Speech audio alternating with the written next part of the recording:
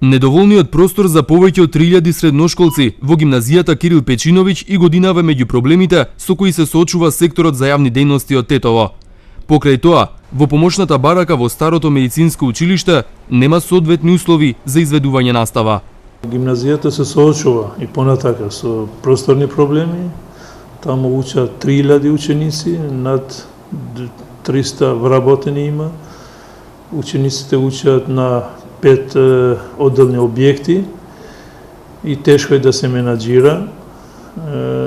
Ние сме побарале да се формира 2 гимназии, зависни сега од смеровите, некои смерови во едната гимназија ќе се насочат, другите смерови во друга гимназија. Очекуваме во Советот на општина Тетово да помине и да ги доставиме до Министерството за образование, се надеваме дека ќе биде прифатливо ова наше барање. Што значи имаме проблеми со просториите, обезбедување на просториите за учениците. Под помошната барака на гимназијата поминува дел од градскиот водоводен систем и неколку пати се случуваше хаварија. Потоа биле издвојувани дополнителни средства за санирање на штетата. Халими вели дека за тој проблем е информирано и ресорното министерство. Не санирање, него таму не треба воопшто да се учи. Значи, тој објект воопшто не треба да постои. Во времето кога пред да се гради тој објект од предпријатието Полог, нашето предпријатие, им укажале дека таму не смеат да градат од ЈКП Тетово.